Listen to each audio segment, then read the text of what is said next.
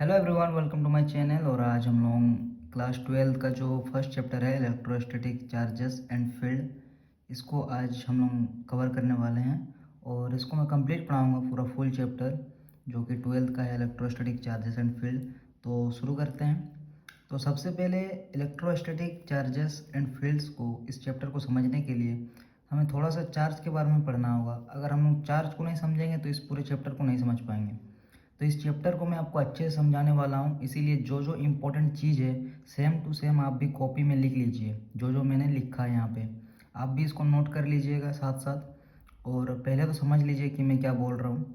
And सबसे पहले तो हम लोग चार्ज को समझते हैं, ठीक है, क्योंकि चार्ज इस टॉपिक में एंड इस पूरे चैप्टर में बहुत इंपॉर्टेंट रोल अदा करने वाला है। इसीलिए सबसे पहले हम लोग चार्ज को देखते हैं। तो देखो, चार्ज जो है इसको समझाने के लिए मैं अपने हैंड रिटेन कुछ पेज के जरिए समझाना चाहूँगा ताकि और आपको बेटर समझ में आए।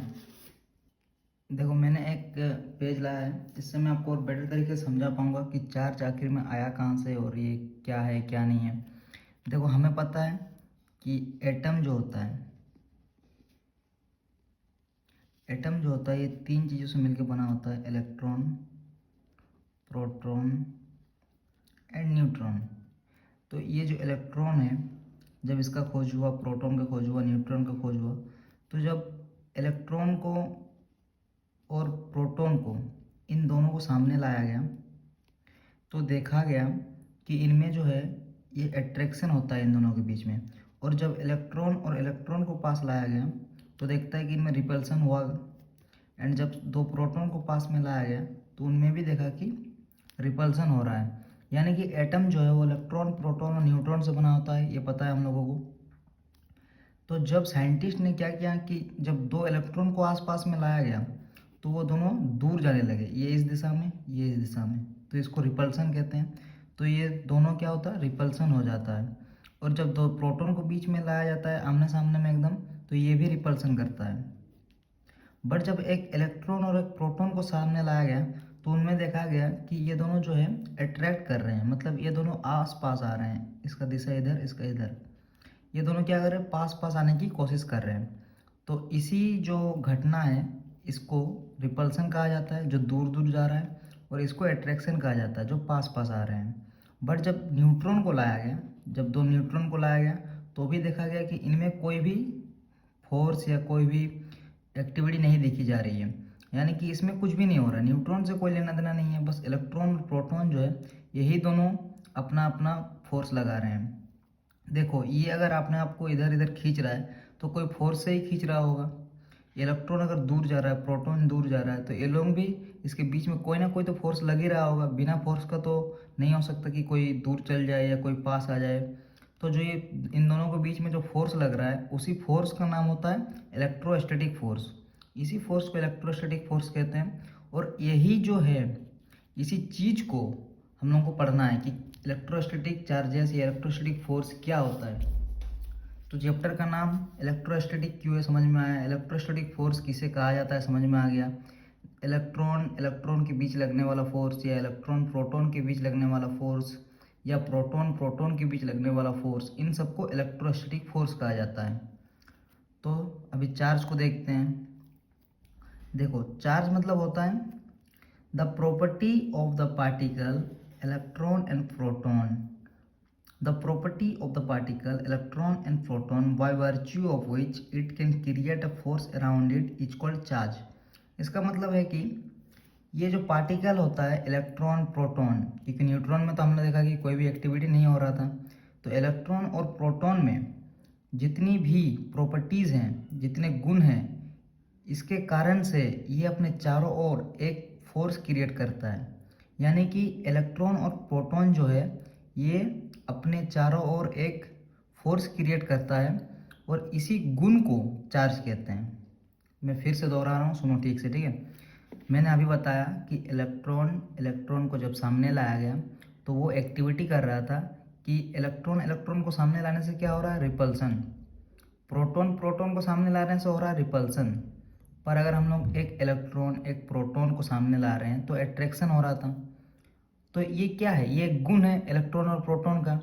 और ये अपने जो दूसरा वाला चीज़ है, जैसे इलेक्ट्रॉन के सामने अगर प्रोटॉन रख दे रहे हैं तो उसमें कोई ना कोई फोर्स लग रहा होगा, या इलेक्ट्रॉन के सामने इलेक्ट्रॉन ही रख रहे हैं तो भी कोई फोर्स लग रहा होगा, तभी वो अट्रैक्शन या रिपल्सन दिखा रहा होगा, क्योंकि बिना फोर्स का तो कुछ नहीं होने वाला। तो उसी फोर्स को वो चारों ओर अपना एक फोर्स क्रिएट कर रहा है, और उसी गुण को चार्ज कहा जाता है। तो डेफिनेशन लिख लेना, the property of the particle electron and proton by virtue of which it can create a force around it is called charge. देखो यहाँ पर बाय वर्च्यू ऑफ विच है, इसका मीनिंग बहुत जनों को नहीं पता होगा। इसका मीनिंग होता है कि जिसके कारण से, ठीक है। तो the property of particle electron and proton, यानी कि ये एक गुण है इलेक्ट्रॉन और प्रोटॉन के पार्टिकल का, जिसके कारण से ये अपने चारों ओर एक फोर्स क्रिएट करता है, और इसी को चार्ज कहा जाता है। बहुत ही सिंपल है, बहुत ही इजी डेफिनेशन है। अपने कॉपी में, नोटबुक में इसको नोट कर लेंगे, ठीक है। उसके बाद देखो, डिनोटेड बाय क्यू और क्यू, यानी कि कैपिटल क्यू या तो स्मॉल क्यू से इसको डिनोट किया जाता है।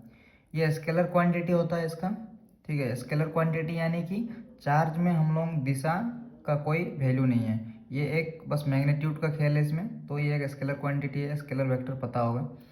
एंड एसआई यूनिट जो होता है इसका, वो होता है कूलम, ठीक है। एसआई यूनिट इसका क्या होता है, चार्ज का कूलम होता है।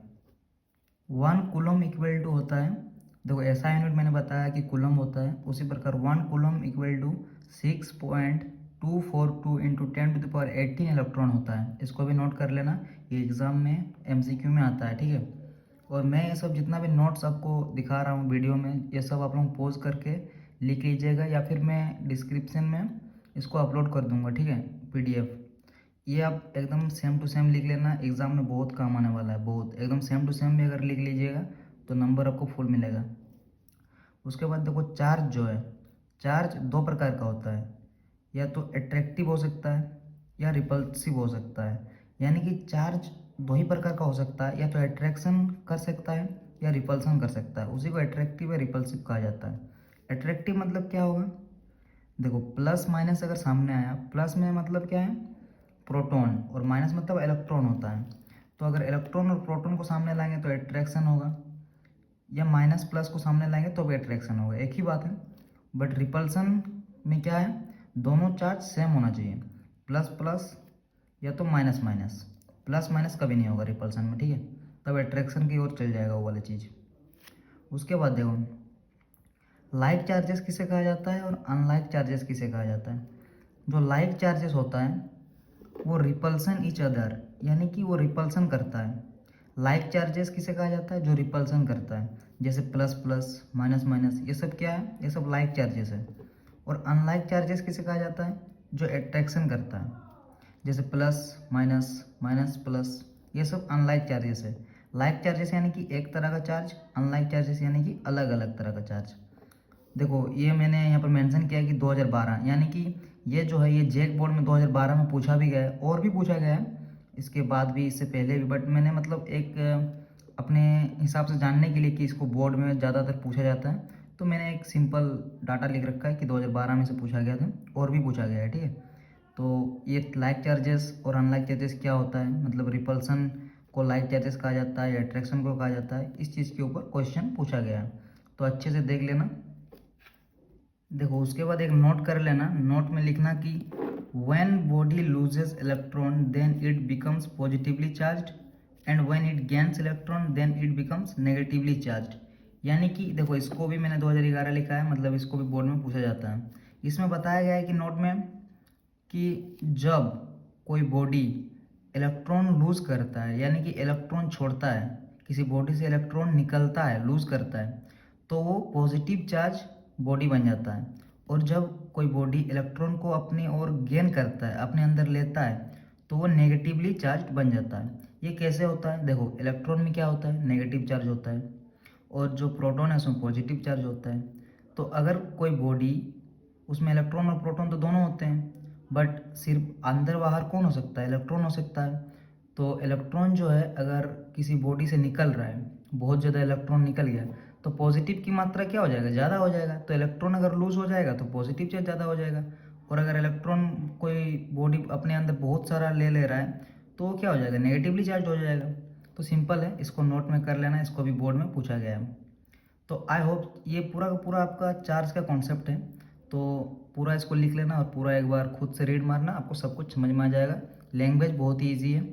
तो अगर आपको चार्ज का कॉन्सेप्ट समझ में आ गया तो वीडियो को लाइक ज़रूर कर दीजिएगा। एंड इसके बाद हम लोग इसका जितना डेरिवेशन वगैरह है चैप्टर में, मैं सब कुछ सब करवाऊंगा और बहुत ही ईजी तरीके से करवाऊंगा। पीडीएफ में मैं अपलोड कर दूंगा जिसको आप इजीली डाउनलोड करके लिख सकते हैं। तो आई होप आप लोगों को अच्छा लगा होगा। एंड इस वीडियो के लिए इतना ही, मिलते हैं अगली वीडियो पर।